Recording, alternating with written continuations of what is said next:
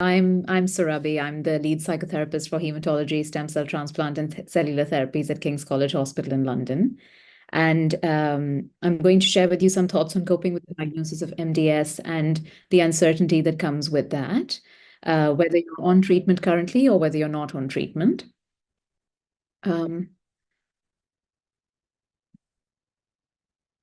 there we are. I want to acknowledge something that you talk about all the time in this group, and it won't come as a surprise to everyone, but you have something quite significant in common with each other, but you may be at different places, both physically as well as psychologically with the disease and how life feels for you at the moment.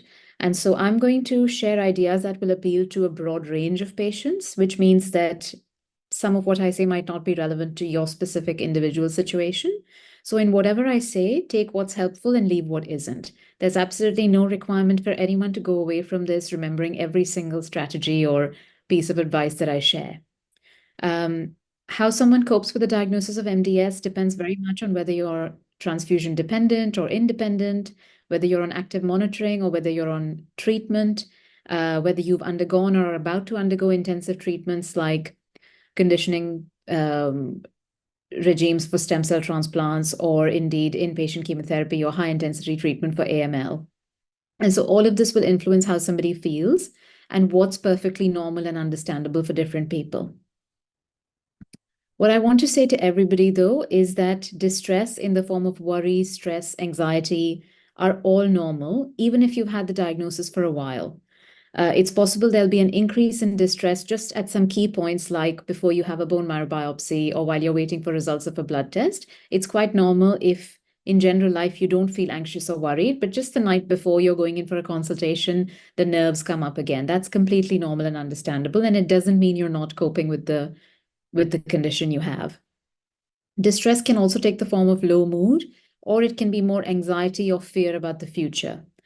Low mood or anxiety with the diagnosis of MDS can pertain to either what's happening right now, if your quality of life is quite poor at the moment, or what might happen in the future. Whether this is about needing a more intensive treatment due to possible disease progression in the future, or concerns about your prognosis, or worries and fears about a shortened lifespan. So, a natural process of adjustment with any diagnosis includes an initial period of shock or acute stress, followed by a reduction in this and an acceptance of sort of a new normal or a new routine, which involves living with the disease and going through whatever your particular type of care, physical health care looks like, whether it's attending hospital for transfusions or whether it's going periodically for blood tests to make sure things are still stable. If you're newly diagnosed, it's important to understand that it will take time for you to settle into this process of adjustment and acceptance. And it's important not to try and force yourself or rush yourself into feeling like everything's okay. Peer support networks like MDS UK can help because as you interact with others who are maybe slightly ahead of you or further along than you are, it can give you that optimism that actually you can also learn to live well with this. So I want to start by saying that if you have a diagnosis of MDS or AML, there are certain myths and expectations about what a healthy emotional state should look like. And actually, in my experience, a lot of problems and distress arises from us not being able to meet these expectations we set for ourselves.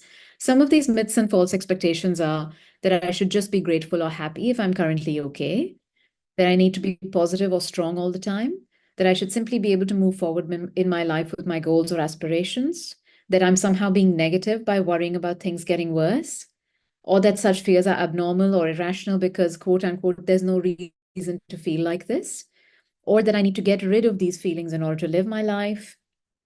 Or something I've heard a lot of patients and family members say is that what's the point in having these feelings because I can't do anything to change the situation. Now, I want to say that all of these above, these statements or statements similar to this are actually false expectations. And recognizing this is vital to helping us cope with our feelings and thoughts.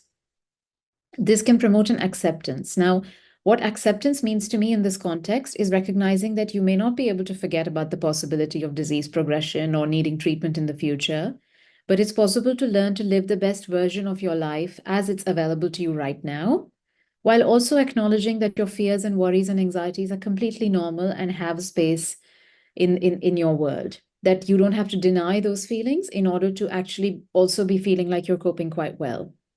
So acceptance of the situation necessarily requires us to also accept our thoughts and feelings about the situation. But for a lot of people, they think that to accept the situation, we somehow have to not have any negative thoughts or feelings about it. But that's not how myself or other psychological professionals would see it.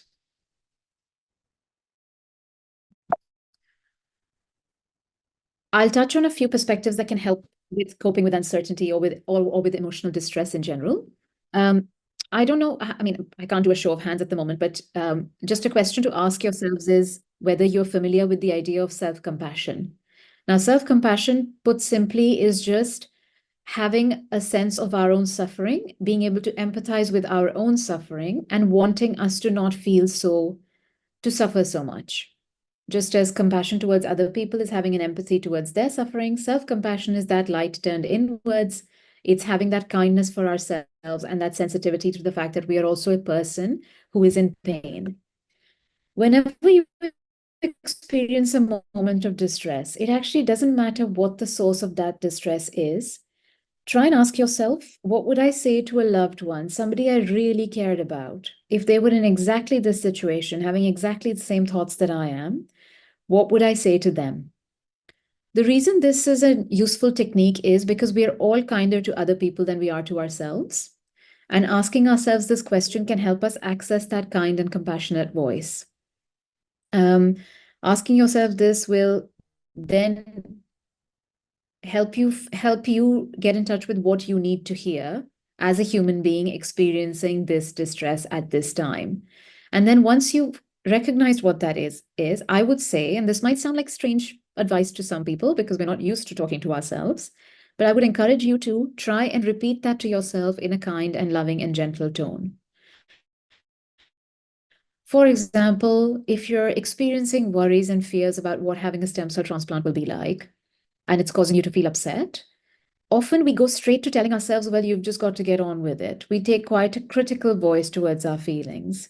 But if I were to ask myself, say you had a friend or a loved one in front of you who was stressed about needing a stem cell transplant, what would you say? 9 out of 10 times, you'll easily be able to say, I'd probably say something like, it's totally normal to feel like this. And then be able to offer some helpful advice like, well, we've just got to take it one day at a time. And so this self-compassion exercise is about finding a way to do that for ourselves. It may seem awkward or strange, but actually it's a very powerful way of giving ourselves that empathy when we really need it. Because I believe that anybody who's experiencing emotional distress deserves kindness, empathy, and sensitivity. So this is about giving that gift to yourself.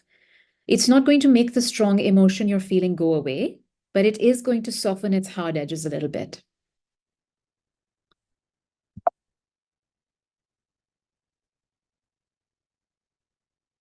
Right. The next thing I always like to share with people is understanding why we dislike uncertainty and not knowing so much, why it generates anxiety. Um, our brains have evolved to constantly make assessments of the world, to make assessments of risks and threats in order to keep us safe. Part of our mind is constantly engaged in this project of predicting what the next problem might be in order to anticipate it and solve it for us. And when you have a serious illness or a diagnosis, your brain is already in a heightened state of what we would call threat awareness or threat-based thinking.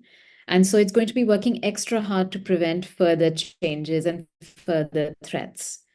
So contrary to what people think, it's actually not the natural state of the mind to be calm and restful. That's not the normal, natural state of the human mind. The natural state of the mind is actually to be restless, to look for problems, to constantly be in a state of analysis, predicting, forecasting the future in order to aid our survival. So once we know and accept this, it might not seem so strange to people that our mind might say things like, well, you got to be careful, something might change, or you got to be careful, the disease might progress. It's in this context, once we accept that actually the part of the mind's job is to keep us safe, it makes complete sense that you'll have thoughts like this. I don't want to assume, but my sense will be that for many of you, your initial diagnosis took you by surprise and caused you to experience some distress, and you had to rapidly adjust to what this means for you and your loved ones. Now, once you've had this scary experience, even when you come through to the other side and things are looking stable, it's actually completely rational for your mind to prepare you for the prospect of this happening again because of how shocking or upsetting the first time was. And again, remember what I said, our mind's job is to try and keep us safe from shocking and upsetting events. And so even when things are stable, actually, we can have this anxiety about losing that stability. We also are creatures as human beings who want to safeguard ourselves and protect ourselves against negative emotional states, by which I mean things like regret. So we often feel this pressure that we need to make the right decision and the correct decision given the limited time and autonomy and choices we have. And in order to do this, to know what the right decision is, we go out looking for cues and information and to plan and analyze. But this is where you might encounter a problem because with certain types of situations like having MDS and not knowing how the disease might go for you or whether treatments will work for you if you've got leukemia, if you're going in for a transplant, no matter how much the doctors are able to tell you, there's this fundamental uncertainty that's inherent to the situation. And that's where we run into this problem if we want to make sure we are making the right decision. Because all decisions we make, even all decisions your doctors help you to make, involve an element of uncertainty and an element of a leap of faith and just making a decision and hoping for the best outcome. We're constantly doing this all the time as human beings. So the problem is, while a desire for certainty and predictability is quite natural for us, our lives as human beings are unpredictable. Now, when things are going well, we tend to notice this less and we tend to fall into the habit of thinking that things are in our control. But the fact is that some element of random chance and unpredictability has always been present in your lives. And of course, this sense of unpredictability feels heightened if you've got a diagnosis of a serious illness. Now, where are we? Yeah. So no matter what the stage of the condition you're in and what the specific situation is that you're dealing with, coping well is about finding a balance between making plans and taking calculated risks and hoping for the best.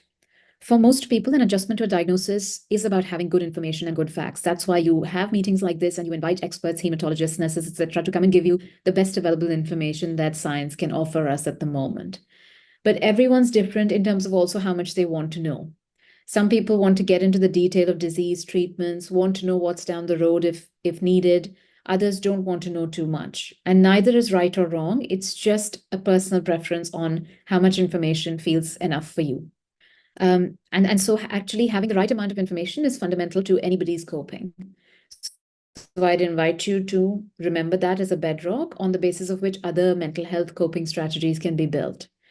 The difficulty is there are certain questions your team won't be able to answer.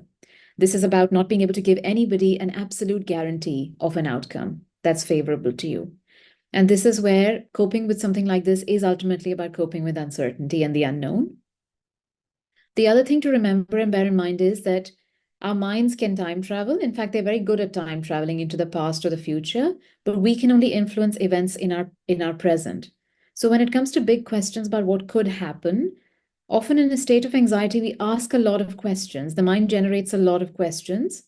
But what we don't do when we're in a heightened state of anxiety is try to actually answer the questions.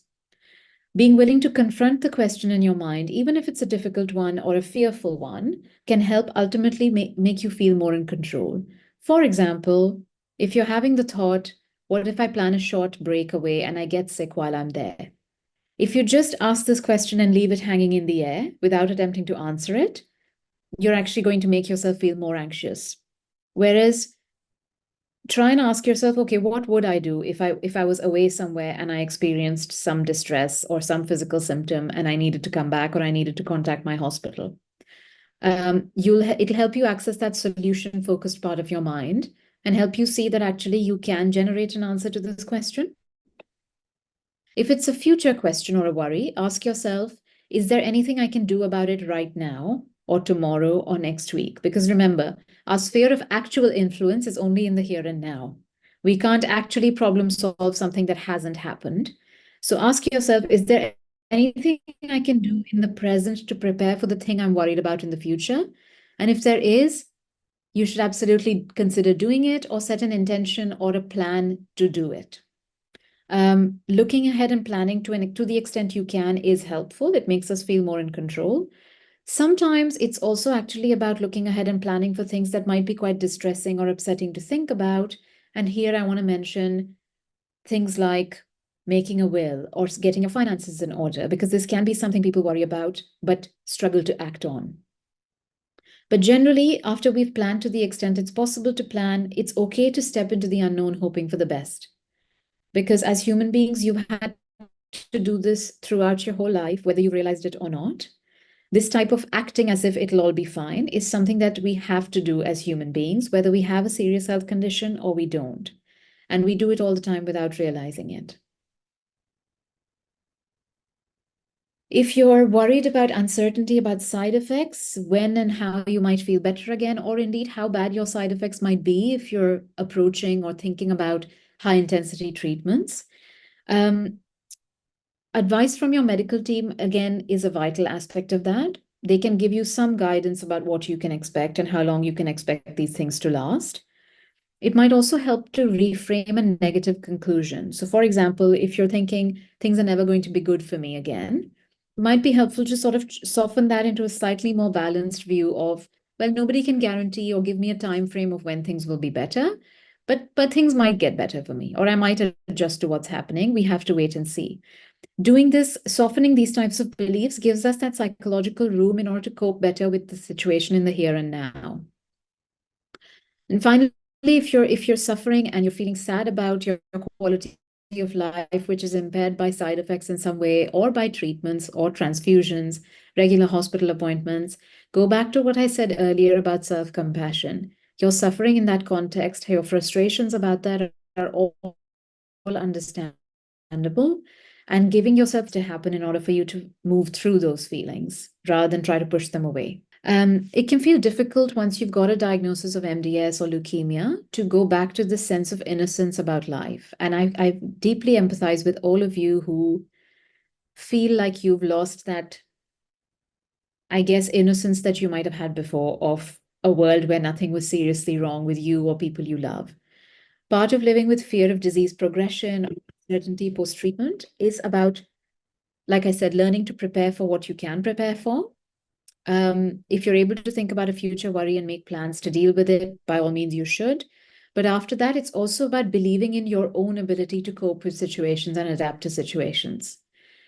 When we anticipate or think about future problems, we always underestimate our ability to deal with them. That's just how we're built.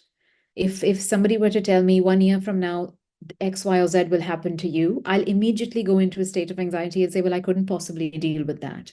We always underestimate our ability to cope with future dangers.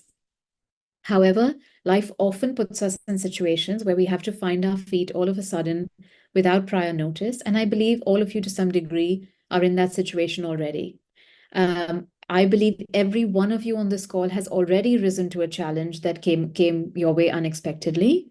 And in terms of adjusting to your diagnosis, or if you're a caregiver, adjusting to the diagnosis of a loved one, you are all much more resilient than what your mind tells you when it thinks about a future threat, whether the threat is what it'll be like having a transplant, or whether the threat is, how am I going to live with this diagnosis, 5 years from now? So it's about acknowledging that you have already risen to many unexpected challenges in your life so far, and you are more resilient than you think you are.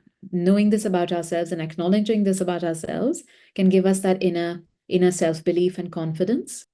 The other thing I'll share is that the human mind is very good at telling us a story that we can get completely hooked into, and we can start to experience emotions associated with a thought as if what the thought is saying is already happening. So when we have frightening thoughts about the future, for example, we can experience emotions connected with that as if what we have has already come true. But there are tools we can learn in order to practice distancing ourselves and just taking a step back from our thoughts and noticing them for what they are, which is just mental content rather than facts that are already in front of us. So one technique is to notice the thought.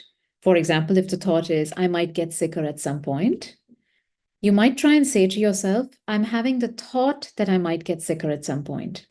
I don't know whether people can notice the difference between those two sentences. One is, I might get sicker at some point. One is, I'm having the thought that I might get sicker at some point, or my mind is telling me I might get sicker at some point. There's just this little bit more distance between me and the thought in the second version. Normalize it to yourself that this is quite understandable, that I'll have this type of thought. Again, knowing what we know from my earlier comments about what the nature of the human mind is, its job is to help us think about the future. The other thing that can help us manage our thoughts and become an observer to our thoughts is mindfulness techniques. Again, mindfulness is about practicing that skill about observing what's present without getting swept up in it. There are lots of apps out there that I can recommend that have very short and sort of easy ways into getting into mindfulness. Two of them are named on the slide there. One's called Headspace, one is called Calm. These can help us just sort of be in the present moment and ground ourselves when our mind is taking us away into lots of scary directions mentally. So that's something about just noticing that your mind will tell you lots of things. If you're able to take a step back from him and say, okay, this is just a thought in my mind right now, it's not actually happening, it can help you feel less anxious in the moment. The other thing to remember is that our assumptions and beliefs about the situation often make our distress worse. On the left side, for example, there's a list of beliefs that are quite rigid, that are likely to increase our sense of threat. For example, I need to know in order to cope, or I need to plan, I need to be in control in order for things to be okay, or I have to make the right decision. But I guess I'm inviting you to think about whether some of these assumptions are actually true. Can you think back to a time in your life, for example, when you didn't know something in advance and you couldn't plan, but you actually managed to find your feet throughout, even if it was messy and you had to muddle through it, you managed it. So what we can do with some of these beliefs is just soften them into less rigid versions that are a bit gentler and help us be more okay with uncertainty. For example, instead of thinking I need to know in order to cope, you might tell yourself not knowing is uncomfortable, but I can try to work with what I know so far. Or I try to plan as much as possible and I'll deal with the rest as it happens. Because again, whether you realize it or not, you have already been doing this. I can figure things out as they happen. I can be okay even if I'm not in control because I'm in the care of professionals who know what they're doing. Or there's no perfect answer or decision. I can only make a decision that feels right for me and my family with the information I have right now. So these softer, gentler versions of these beliefs are just easier to live with than limiting ourselves by putting a very rigid restriction on the conditions under which we can feel okay. Another perspective that I'd like to share is that if we consider that distress, emotional distress, when we have a health condition, is often about the past or the future, we can try to practice attentional control, by which I mean we have some degree of control as human beings over what we're paying attention to at any given moment. For example, if you're upset about how things are right now, if you're looking at a hospital admission, or if you're experiencing poor quality of life because of treatment-related effects, reminding yourself that it won't be like this forever can be helpful. That's where we are taking the attention and focusing on a future point where things might be a bit easier. If you're anxious or worried about the future being worse than the present, remind yourself that you're not living that yet. This is where if you imagine the mind is like a spotlight, you would then be actively changing the direction of that spotlight and looking at things as they are now rather than how they might be in the future. You might also say to yourself in a kind voice that I'm having all these thoughts about the future right now, but at this moment, nothing has changed.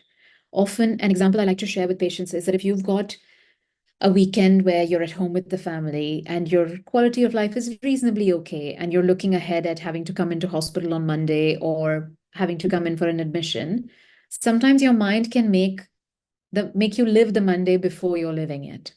So the idea of going into hospital the next week will actually ruin your weekend and will make you feel like you can't make any plans on the Saturday and Sunday. But this is where this intentional control can help. You can tell yourself, actually, that's Monday, today's Saturday. What can I do to have connection or enjoy myself today within the restrictions that I've been advised to live under around infections and socializing with people? The other thing I'll add to this is when we're feeling that fight or flight feeling, where we're just feeling butterflies in the stomach, our heart rate is up, we're just feeling anxious and nervous, a simple technique that helps us with just relaxing ourselves physically is a soothing rhythm breathing. Now, this doesn't have to be deep breathing, although that is a version of a breathing exercise you can practice to help bring down that fight or flight sensation. But it can be any breathing exercise that where you breathe in a regular, soothing rhythm that's sustained and isn't very quick and rapid. So it might be breathing. Actually, why don't we practice one? Why don't we practice one now for a couple of minutes if people are willing? You don't have to participate if you don't feel comfortable, but those of you who would like to try, I invite you to just adopt a comfortable posture. Close your eyes if you feel comfortable, or at the very least, maybe don't look at your computer screen. And let's just start by taking a deep breath in through the nose and exhaling out slowly through the mouth. And now I invite you to continue to breathe and try and pay attention to the sound of your breath as it travels in and out of you. With each breath in and out, trying to pay attention to the gentle rustling sound that the breath makes as it travels in and out again.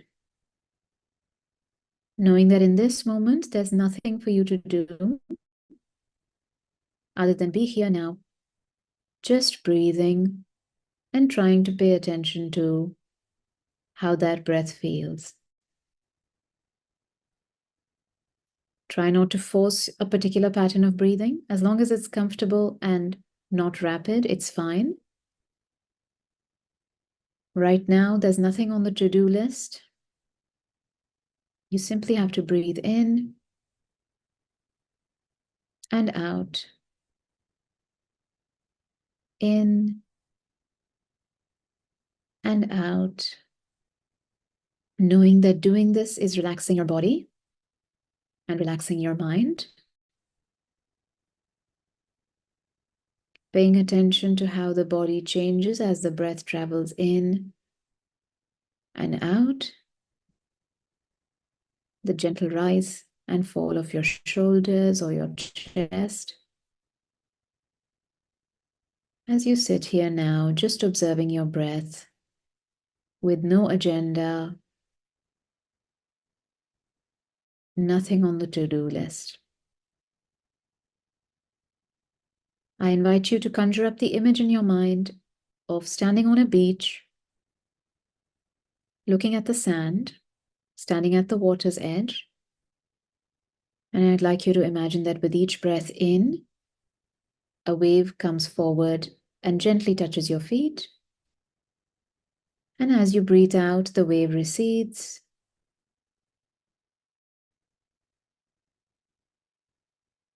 With each breath in, the wave comes in and touches your feet. And with each breath out, the water recedes. Notice how the sound of your breath can actually sound quite a bit like waves. There's an ocean sound to our breath. Try and pay attention to that sound as you hold this image in your mind of a peaceful beach where the waves are coming and going at the same pace as your breath in and out.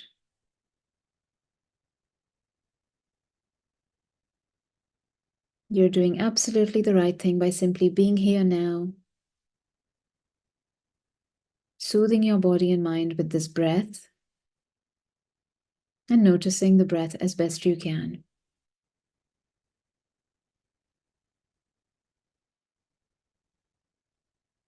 We'll take just a couple of more moments to take a couple of more breaths in and out at your own pace, listening to the sound of the breath with nothing else to do in this moment.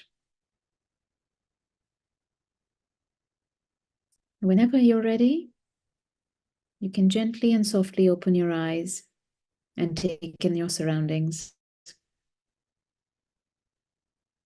and come back to the group. Now, that's just one example of a breathing exercise you can do. Some people like the visual imagery. For some people, it doesn't work. So you might have to try a few things out to see what version works best for you. The apps I mentioned earlier, like Calm, they also have simple breathing exercises where there's a balloon inflating and deflating to show you what the right pace of breath is. So there's lots of help and support out there to help you find something that you can use when you are feeling particularly overwhelmed, to just bring the focus back to something that feels grounding and something you have access to all the time. Okay? Moving along now, remind yourself what is in your hands. When the big stuff feels overwhelming and uncertain, focus on the small things that are still in your control.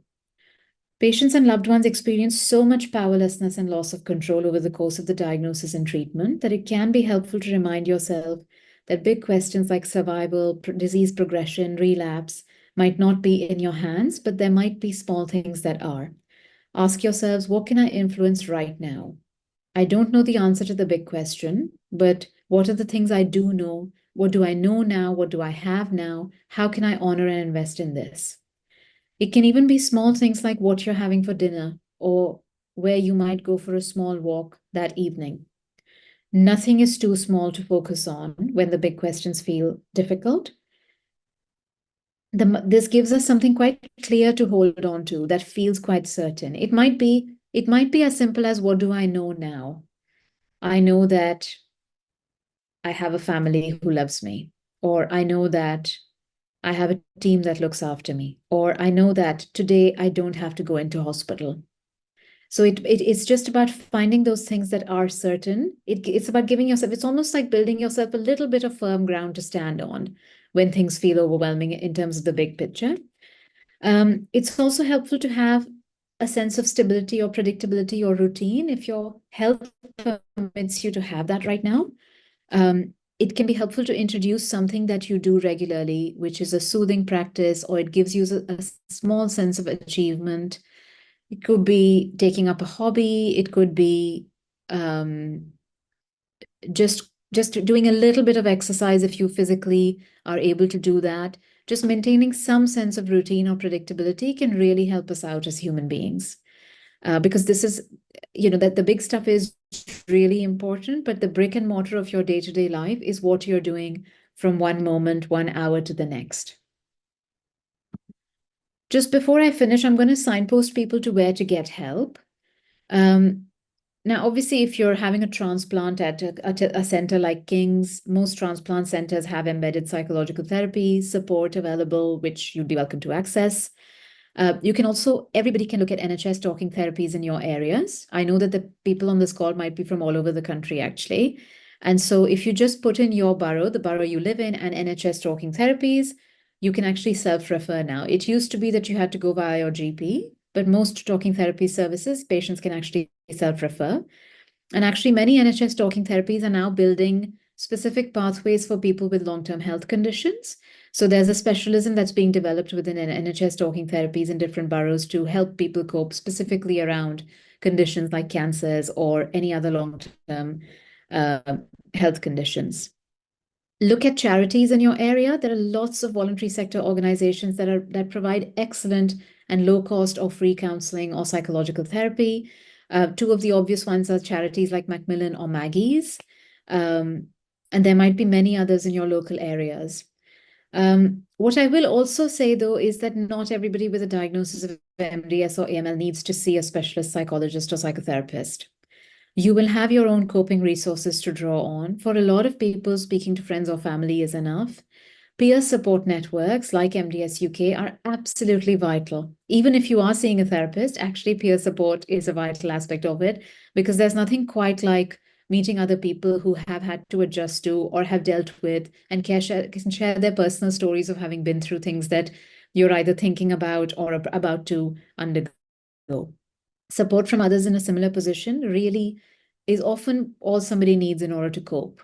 And I'll finish there. And I'm aware that people may have some questions, so I'd be very happy to take questions. Thank you so much for your undivided attention. I'm not used to talking without interruption for this long, so thanks very much for listening, everybody, and I hope that was helpful.